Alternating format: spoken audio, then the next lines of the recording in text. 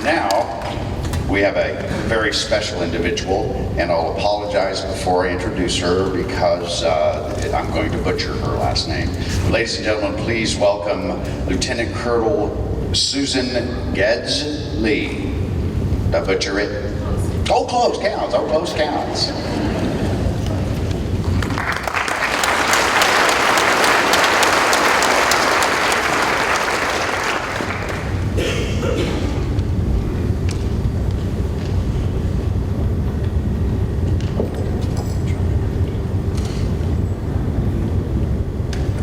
I'm not good at holding things.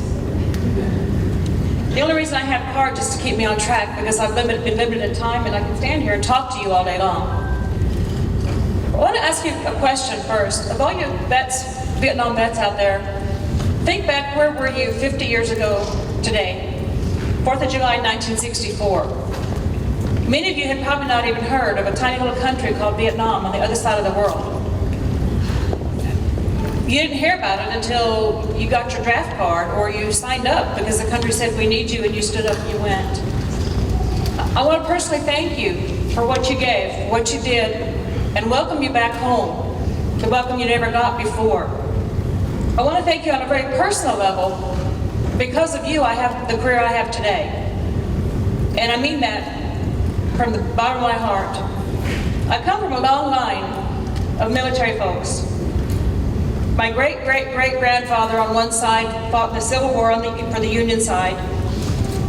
My grandfather, all of his brothers, my grandmother's brothers all fought in World War I. My grandfather died from result of complications from the lung injuries he received in the trenches in France from mustard gas poisoning.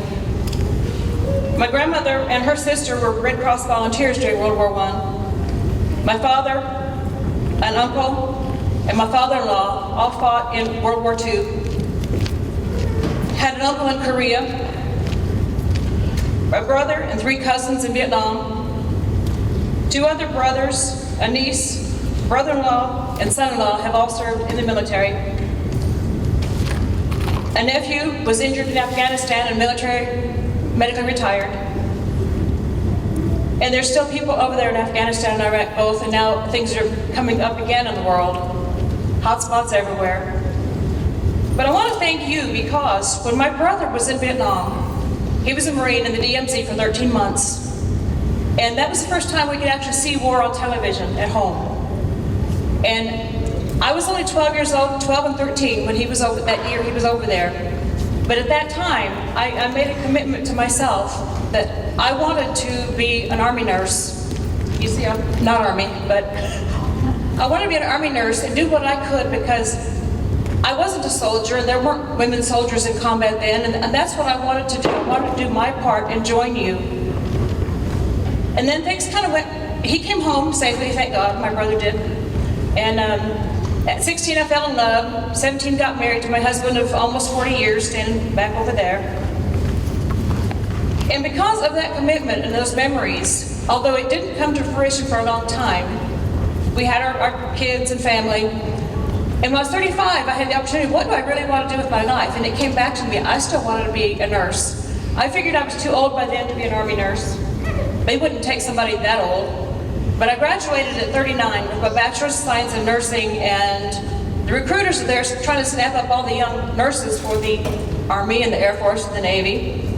And lo and behold, I got a waiver for my age, and they let me come in. 3 years later, the Air Force sent me back to medical school to be a family nurse practitioner. And since then, I have taken care of people since coming into the Air Force in first Texas, then a year in Korea, then Washington, D.C., back to Oklahoma, South Carolina, Germany, and now back to Kansas. So I thank you for giving me that drive. You guys and gals that were in Vietnam is where this started. I haven't seen combat myself. I don't know what you have gone through. My only deployment has been to Bosnia, and it was after they were done shooting at each other. Everybody carries guns around, but there's nobody shooting at each other much. But I saw firsthand what combat does. I saw at Landstuhl, Germany, I worked in the medical center where all the injured folks from Afghanistan and Iraq were brought back to on the way home. And I saw firsthand It makes people do things they never thought they could do. It builds a camaraderie and respect and honor among each other. Strangers when you meet, but you're in a squad and all of a sudden you're brothers. Those relationships can last lifetimes. I've also seen the other side of what work can do by working in that hospital. I took care of primarily the hospital staff and their families, the DOD teachers in the area and their families, retirees and their families, not so much the combat wounded. But in taking care of those staff members, I took care of the medical care and mental health care for those young people working in the OR, cleaning out those wounds, things they never thought they'd see. The kids, 18, 19-year-old kids, is who they put working in mortuary affairs, putting body parts back in coffins to give these people an honorable last ride home. PTSD isn't due just to combat. We saw it in the hospital a lot, just from the injuries. The injuries that you guys saw probably day in, day out while you served in Vietnam. In the last century, the ultimate sacrifice has been paid. World War I, 116,516 lost lives, American lives. World War II, 405,399. Korea, 33,686. Vietnam, 58,209. The Gulf War, 294. Iraq, 4,404. Afghanistan, 1,086. That has grown just a few over the past few weeks. Not to count all those training accidents, clandestine operations that aren't reported, that supposedly never happened. You know what I'm talking about. And even humanitarian missions.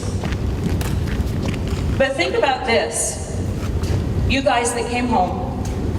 Not everyone who died in war died in combat. Not everyone who came home ever left the war. Invisible wounds like PTSD and traumatic brain injury have claimed more lives at home than in combat now.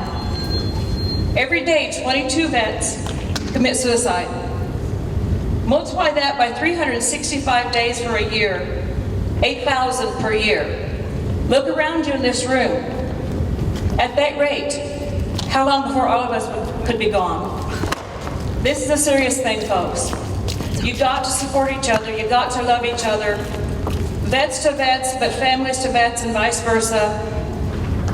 And even if you never have a family member or a friend that served, support those who did. They deserve that. I think the most humbling experience I've ever had was when I got to ride in Rolling Thunder in Washington, D.C., and Larry and I have been several times. This started out as a protest march on Washington of Vietnam vets demanding an accounting for those missing in action, the ones that never did come home. And they rode in parade fashion around the mall in Washington, D.C. It's grown over the years, and they're still doing it today. The last time that I got to go, there was over 500,000 bikes riding in Washington. They line up in the parking lot at the Pentagon, and it completely fills the parking lot. They block off the streets for the vets and their friends to ride down through there. And you've probably seen pictures on Facebook or on TV or in magazines of this single Marine standing at attention, saluting, standing in the middle of the street as all those bikes go by and never wavers. People offer him drinks, they'll stand and pour water in his mouth, but he never falters. This is to honor you guys. This started for Vietnam vets. It's grown now to include other wars, but it started with you guys, and I thank you for that. You didn't have that welcome home then when you first came back, but it's there now for you.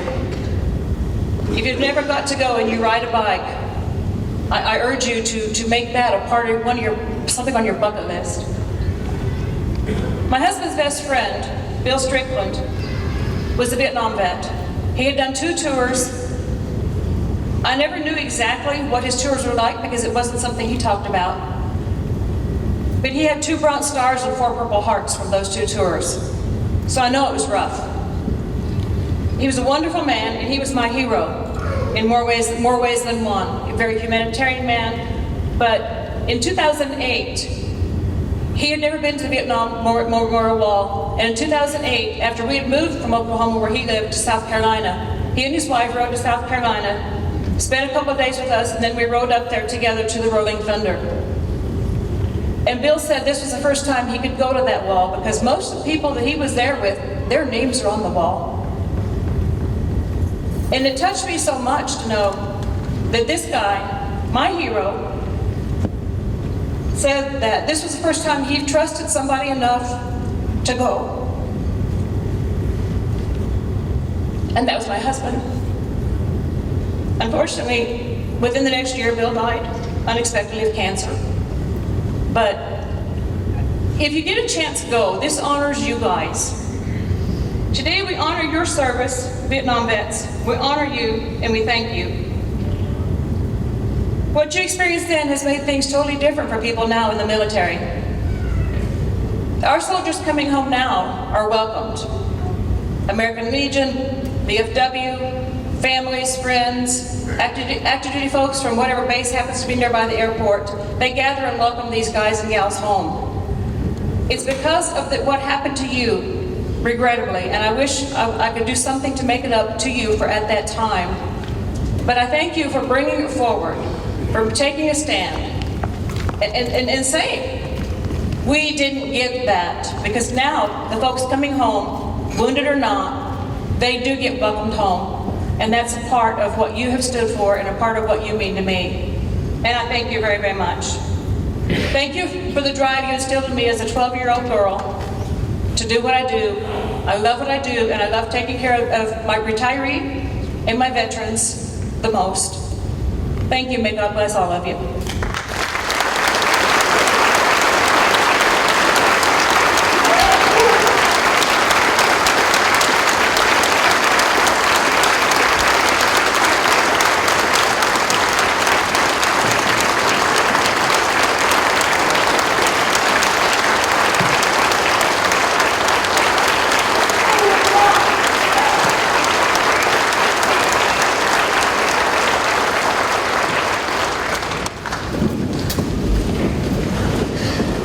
Thank you, Lieutenant Colonel. I pity the next person that has to follow that.